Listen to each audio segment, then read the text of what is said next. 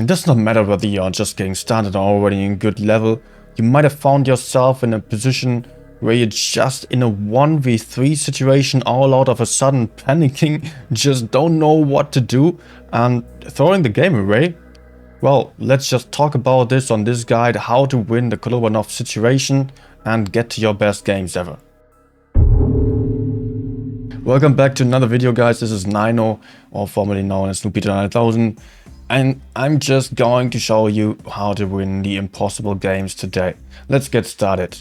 First of all, you need to go for distance on time. That is very important. Does not matter whether you're on a fast tank or on a slow tank. It is even more important if you are on a slow tank to just be very aware of your surroundings, to have a clue of what is going on all the way around you and see whether your teammates are dying. I already pointed that out on a previous video, but also for winning these 1v3 situations, it is so important to really make sure you get out of trouble as soon as possible. And of course, fast tanks do have the advantage of being able to run away, yet they don't have the hit points. They have weak armor. You show your back to the enemies while running, so you might get in a lot of trouble while running. You might get HE'd possibly on most of the mediums and light tanks. So you really have to make sure that you find a way to move out safely, like use the cover that you have. Maybe it is some rock or some house that is like in the way of the enemies that you can use to just escape safely, maybe going down sneakily somewhere. Just try to move in cover and get to the other side of the map where your teammates are. And hopefully you still have some teammates with you. You can still farm a little bit of damage before you end up all alone.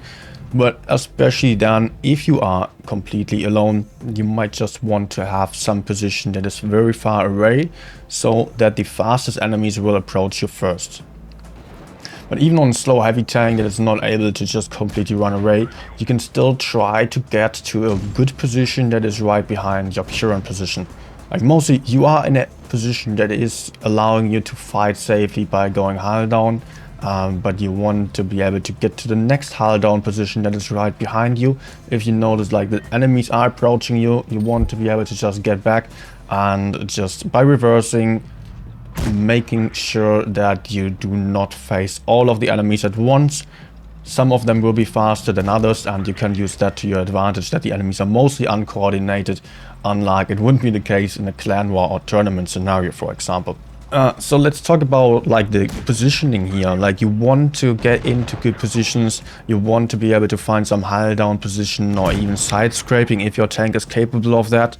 And by that you just make sure that you peek out in the safest way possible. If you are able to just, or if you were able to get back, then you want to make sure that you shoot the enemies before they are close to you. Because if they are just rushing at you, just imagine that, and you can have a first shot while getting back into cover while they cannot shoot you, you have a much higher chance of just getting the kill and making sure that you shoot down one enemy before the others arrive. Just talking about these different paces of the enemies already, we do notice that some enemies are certainly faster than others, and it is therefore very important to just kill the fast enemies first, because the fastest tanks can easily rush you, while the slow enemies can just be avoided. If you have a tank that is slightly faster even than the slow enemy, it doesn't matter whether it is like a heavy tank or TD, or even on a medium light tank, I would just prefer to shoot that light tank first, because that light tank can just come around the corner at any time and shoot you into the butt,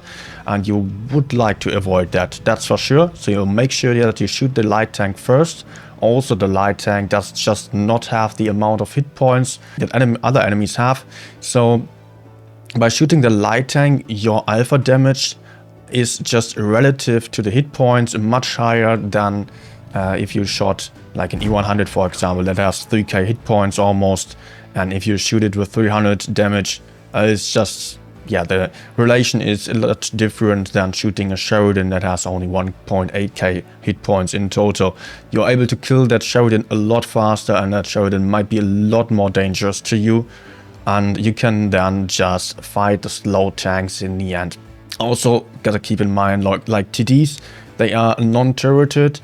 I like to avoid them a little bit. Like if I can shoot them, of course I will, if I have nothing else to shoot at, and TDs also do have like really high DPM, to be honest, and yeah, it makes sense to just take them out. But on the other hand, like TDs can also be avoided by just tracking them in place when they're coming around the corner.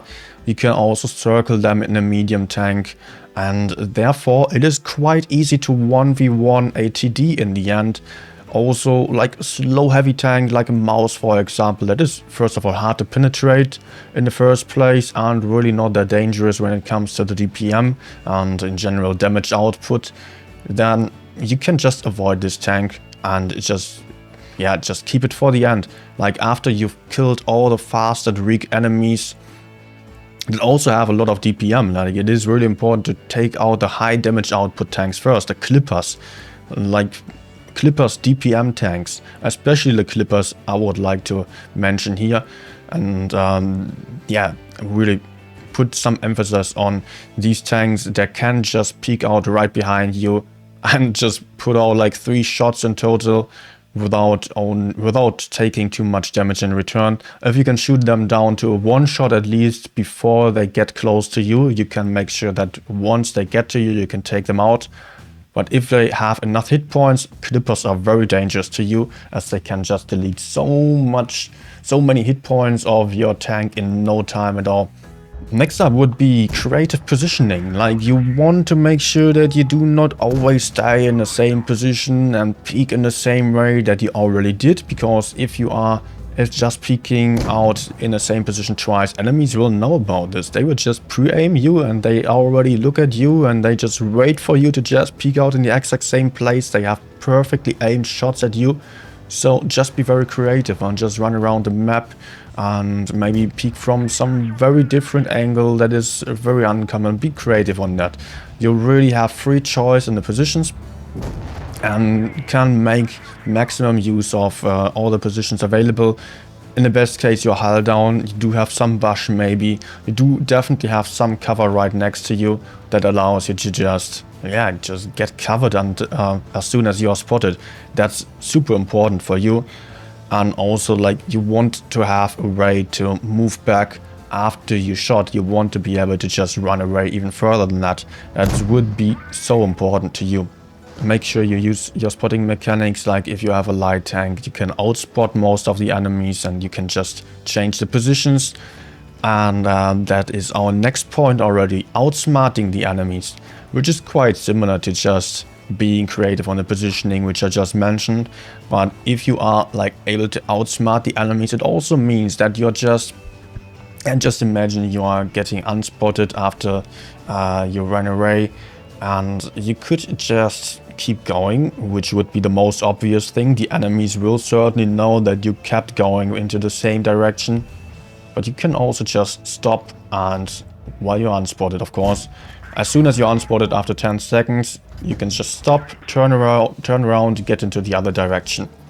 Some good enemies, maybe you recognize this on the clan tag already, they will know that you are most likely turning around. So I would maybe even consider stopping to pretend that I was turning around and then move forward. But from my experience, like most players, the average players, they just don't really consider this, that you would even turn around. They just think of you going forward. So maybe just stop shortly while you're still spotted to confuse the enemies and go to one side or the other then. And it is a bit of a gamble, of course, but that's just the mind game that you're playing there, which can be quite interesting, especially if you are already in the later stages of the game. If you are in a 1v1 situation, then you can just get unspotted, peek in the same position again while you pretended to run away. Then next time you just go completely into the opposite direction. The next time you peek in a completely different position again. Just play around with this and really just be free to experiment. Next up, which is extremely important for especially like fast tanks, but also can apply to the heavy tanks, is playing with the caps.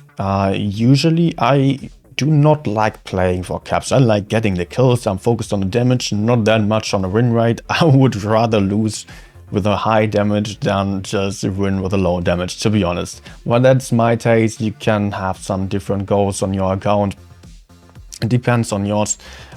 So just make sure of using those caps. You can either just sit in a base while you have a fast tank, for example, that can just take a base and be on the other side of the map, then just circle around the map. The enemy, if it's slower, will have to take the cap. You can go to the other side, take another cap, and just do the same thing over and over again, and you will win the game in the end as you're faster. If you have a slow tank, you can also make use of this cap by just sitting in the base. The enemy will come to you, and you can't just think about where the enemy is most likely to peek at you. Like, there are some positions that are very likely to be used. For example, bushes that are having view at the cap that you're using right now. You can just make use of that and just get the shot into the enemy while he's peeking. If you are pre-aimed at this bush already, maybe some blind shot is worth it. Usually I would try to keep this shot until you're getting shot from that position.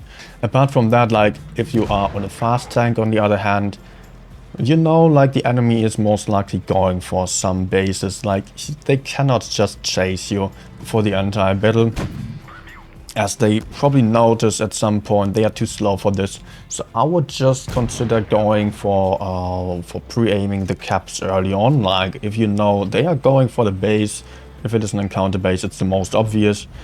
They can just, yeah, work around this and try to find positions that are able to that are allowing you to just get shots into the caps and decap the base, while also inflicting damage onto the enemy, of course, which is your priority there, because you need to kill them, as you cannot play for the caps in that case, if it is encounter, for example. But that already allows you to have a huge benefit there. If the enemy is sitting in that base and cannot chase you, you can make sure you are finding options to shoot that and punish that. And for the last thing, like, honestly, be lucky. That is the last advice that I can give you. The best games ever, they just need a bit of luck, first of all, and not getting focused early on, being able to put out a lot of damage. That is truly up to skill, but also to some degree you just need luck. If you try your best, like wriggling around and just dancing in front of the enemy, basically, they are maybe bouncing some shots onto you, and you might need those hit points later on. Maybe also on the run you get a lucky bounce. So if you are using your tank to the maximum advantage by just hiding the weak spots and wriggling as much as possible, not driving straight lines, just going left, right, and back to the right side and back to the left side, and the enemies will maybe bounce you, and this may really save you the game. Now that you know how to win the 1v3 situations, you only need the second ingredient to your best games ever, and that would be to rack up massive amounts of damage before you're getting into the later stage of the game. So make sure to check out my previous video on maximizing your damage, and it might help you to get one of your best games, if not the best game you ever did. Good luck on that. See you next time, maybe on one of my streams on Twitch. See you guys soon.